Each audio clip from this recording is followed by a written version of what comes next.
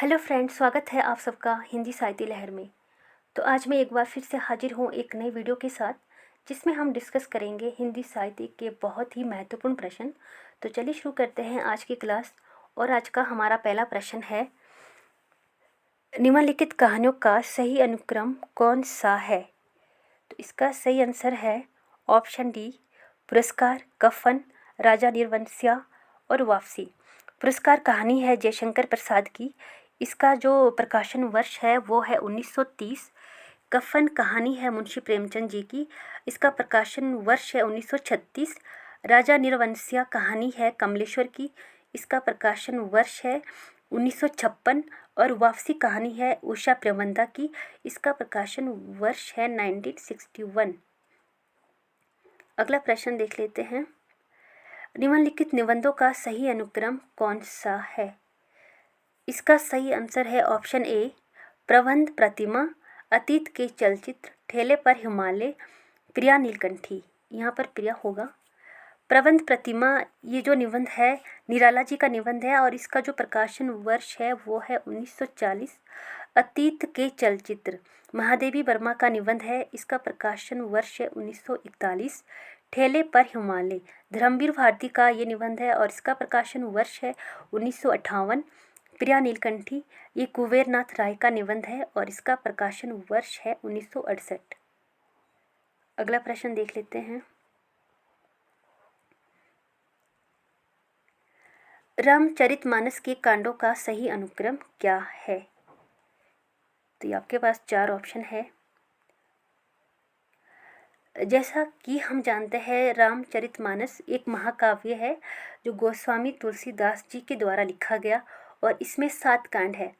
तो जो ये 7 कांड है उनका क्रम इस प्रकार से है, बालकांड, फिर अयोध्या कांड, फिर अरण्य कांड, उसके बाद किष्किंधा कांड, फिर सुंदरकांड, लंका कांड और अंत में उत्तरकांड। तो इसके अनुसार हम देखेंगे, सबसे पहले बालकांड, फिर अयोध्या कांड, अरण्य कांड और किष्किंधा कांड। तो सही आंसर हो जाएगा ऑप्शन बी। इनमें से कौन सा लेखक भारतेंदु मंडल का लेखक नहीं है? Option A, Pratap Narayan Mishra. यहाँ पे मिश्र होगा। ये भारतेंदु मंडल के लेखक है। बालकृष्ण भट्ट ये भी भारतेंदु मंडल के लेखक है।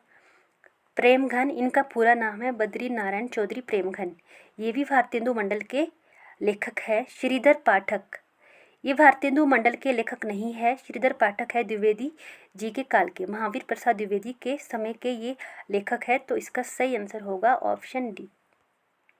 अगला प्रश्न है, निम्नलिखित पत्रिकाओं का प्रकाशन का सही अनुक्रम क्या है? यहाँ पर 4 पत्रिका है, उसको आपने सही क्रम में लगाना है। तो इसका सही आंसर है ऑप्शन डी, सरस्वती। सरस्वती पत्रिका का जो प्रकाशन वर्ष है वह है 1900 में इसका प्रकाशन हुआ था और इसके संपादक थे श्याम सुंदर दास। हंस पत्रिका का जो प्रकाशन हुआ है 1930 में और इस पत्रिका के संपादक है मुंशी प्रेमचंद जी। आलोचना जो पत्रिका है इसके संपादक शिवदान सिंह चौहान जी थे और 1951 इसका प्रकाशन वर्ष है। रविवार जो पत्रिका है इसके संपादक थे सुरेंद्र प्रताप सिंह और इसका प्रकाशन वर्ष है 1966। अगला प्रश्न देख लेते हैं, निम्नलिखित रचनाओं का सही अनुक्रम क्या है? यहाँ पर आपके पास 4 नाटक दिए गए हैं और इनको आपने सही क्रम में लगाना है। तो इसका सही आंसर है ऑप्शन सी, स्कंदगुप्त, पहला राजा, बकरी और कोर्ट मार्शल। स्कंदगुप्त जो नाटक है वो जयशंकर प्रसाद जी का नाटक है। इसका प्रकाशन वर्ष है 1928।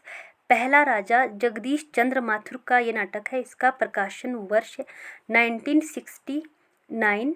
बकरी नाटक है सर्वेश्वर दयाल सक्सेना का और इसका प्रकाशन वर्ष है 1974।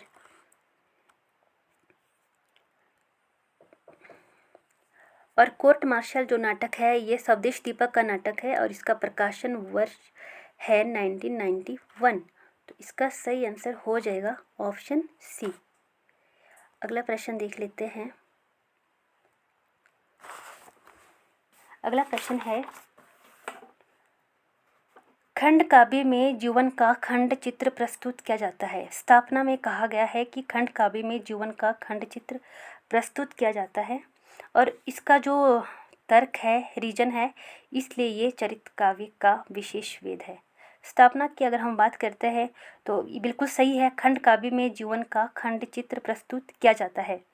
जैसे कि हम जानते हैं कि प्रबंध काव्य के दो वेद होते हैं, महाकाव्य और खंड काव्य। तो महाकाव्य की जो विषय वस्तु होती है वो ज़्यादा व्यापक होती है, उसमें जीवन का व्यापक चित्रण होता है।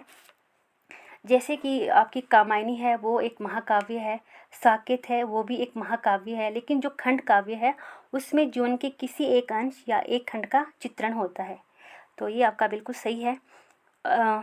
तर्क की अगर हम बात करते हैं तो इसलिए ये चरित काव्य का एक विशेष वेद है।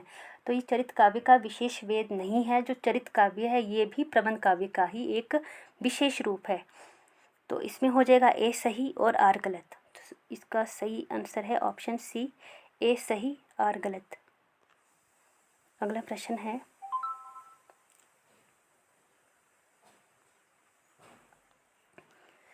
इन रचनाओं को उनके लेखकों के साथ सुमेलित कीजिए। रचनाएं हैं और आपने सुमेलित करना है लेखकों के साथ। रेखाएं बोल उठी, रेखाएं बोल उठी ये किस लेखक की रचना है? तो यह है देवेंद्र सत्यार्थी की रचना। अतीत के चलचित्र, यह है महादेवी वर्मा की रचना। महादेवी वर्मा का निबंध है जिंदगी मुस्काई, यह है कन्हैया लाल मिश्र प्रभाकर की रचना।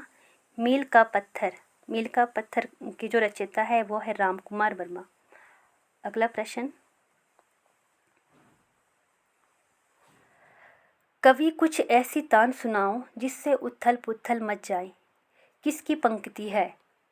ये पंक्ति है बालकृष्ण शर्मा नवीन की। तो इसका सही आंसर होगा ऑप्शन ए। अगला प्रश्न देख लेते हैं, इनमें से कौन नकेनवादी रचनाकार नहीं है? तो हम जानते हैं कि जो नकेनवाद है या नकेन है उसमें 3 रचनाकार आते हैं। नौ से नलिन बिलोचन शर्मा, के से केसरी कुमार और 9 से नरेश मेहता। तो इनमें से कौन सा नहीं होगा?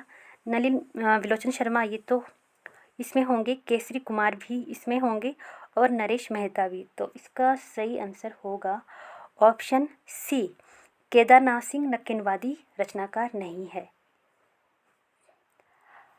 आज के लिए बस इतना ही। धन्यवाद।